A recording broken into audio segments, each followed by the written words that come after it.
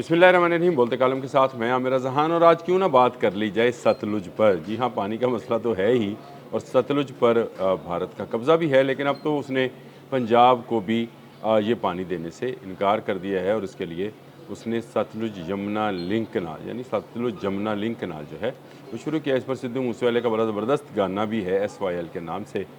लेकिन मुझे आज सतलुज के उस सतलुज पर बात नहीं करनी जिसके पानी का मसला है।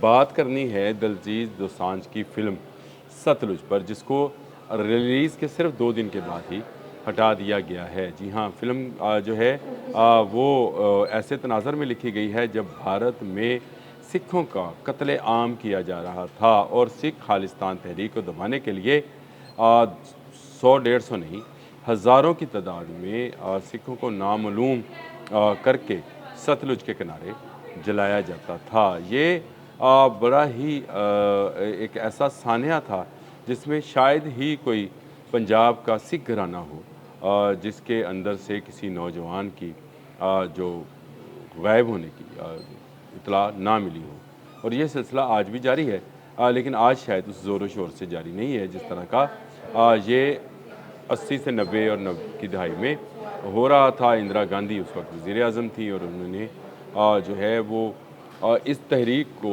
बज़ोर बाजू दबाने के लिए ऐसे ऐसे पुलिस अफसरान जो हैं उनको तैनात किया जो कि किलर्स और कसाईज़ थे। और इन्होंने इन कसाईयों ने नौजवान सिखों को ज़िबा किया। ना सिर्फ ज़िबा किया बल्कि नामालूम करके सतलुज के किनारे उनको जला दिया गया। ऐसे में एक आवाज़ उठती है जो कि जसवंत सिंह की है।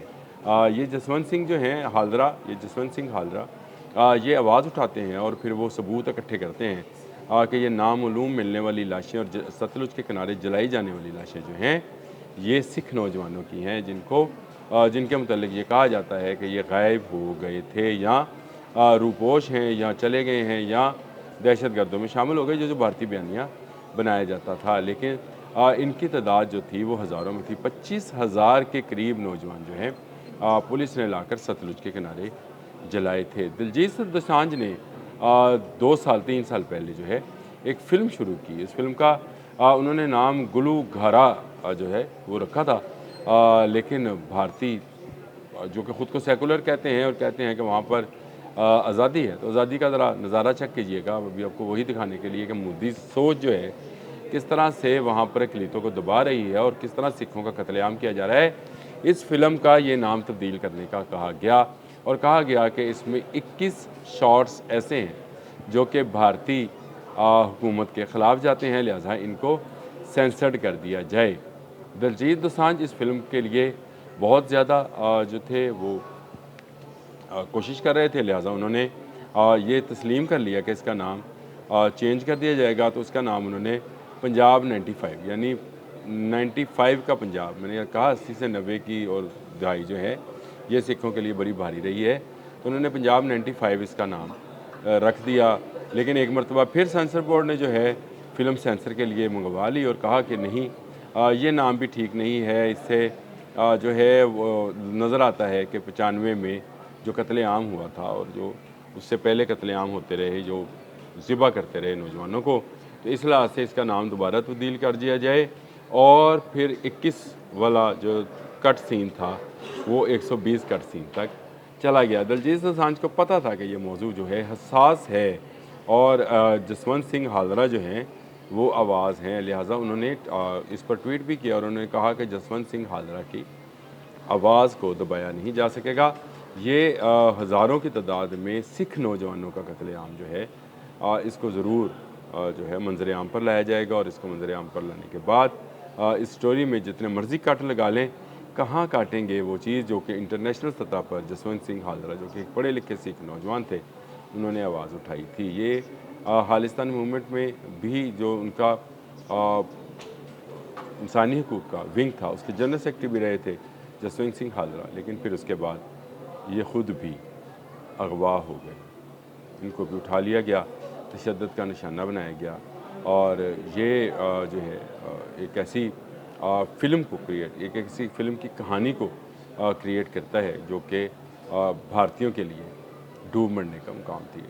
अब ये आपके जब दूसरी मरतबा नाम पर पंजाब 95 के नाम पर भी इतराज़ हुआ तो दिलजीत दोसांझ ने इस फ़िल्म का नाम जो है, गुलकार भी बड़े अच्छे हैं, एक्टर भी बहुत अच्छे हैं, इंसान भी बहुत अच्छे हैं। दिलजीत दोसांझ ने इस फ़िल्म का नाम सतलुज रख दिया। सतलुज वही सतलुज जिस पर मैं एसवाईएल आपको भी बता रहा था कि सिद्धू मूसेवाला ने भी एसवाईएल गाना बनाया था और उसने कहा था कि हमारा पानी चोरी करके ये जो है वो यमुना नदी को बहाना चाहते हैं और पानी को पंजाब से दूर लेकर जाना चाहते हैं, और उसके लिए इन्होंने एक लिंक कैनाल बनाई है और उसमें गाने के अंदर उसके बाद सिद्धू मूसेवाले के साथ क्या हुआ था, मार दिया गया था। और इसी तरह से ये जो फ़िल्म है सतलुज, ये जब रिलीज़ होती है 3 तारीख को ये इस फ़िल्म को रिलीज़ किया जाता है, यानी 3 जुलाई को जो कि जुमे का रोज़ था उस दिन रिलीज़ हुई।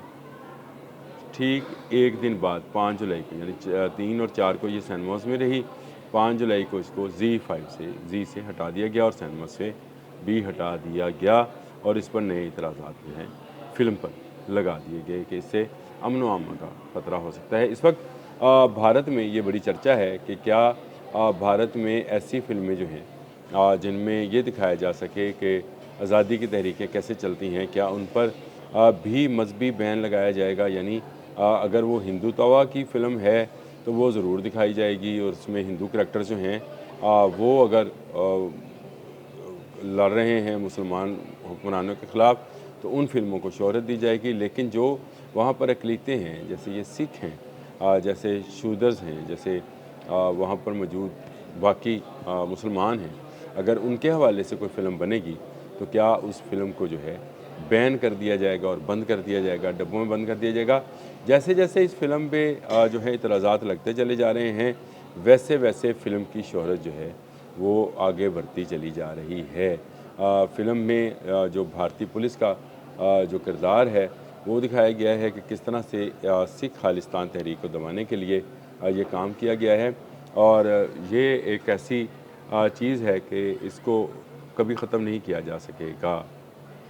ये फ़िल्म जो है सतलुज एक ऐसी कहानी है जो भारतीय पंजाब के हर घर की कहानी है, और आने वाली नौजवान नस्ल को, जिनको अब 2 दहाइयाँ गुज़र गई, जो उस वक्त पैदा भी नहीं हुए थे, आज वो 20-25 साल के हैं, उनको क्या पता कि उनके बड़ों ने खालिस्तान के लिए जो है क्या कुर्बानियाँ दी थीं। उनके नौजवानों को तेह कर दिया गया। भारतीय पंजाब का शायद ही कोई घराना ऐसा हो, कुछ घराने होंगे जो कि पुलिस में हैं या उनकी फ़ौज में हैं, उनको छोड़ दिया गया होगा, बाकी तो हर घराने के अंदर ही एक कहानी जो है वो मौजूद है। दिलजीत दोसांझ ने ये जो है फ़िल्म बनाकर साबित किया है कि भारत में आज भी पंजाबियों पर जुल्म जो है वो किया जा रहा है, और उनको अगर कहानी की सूरत में पेश किया जाए तो उस पर बैन लगाया जाता है।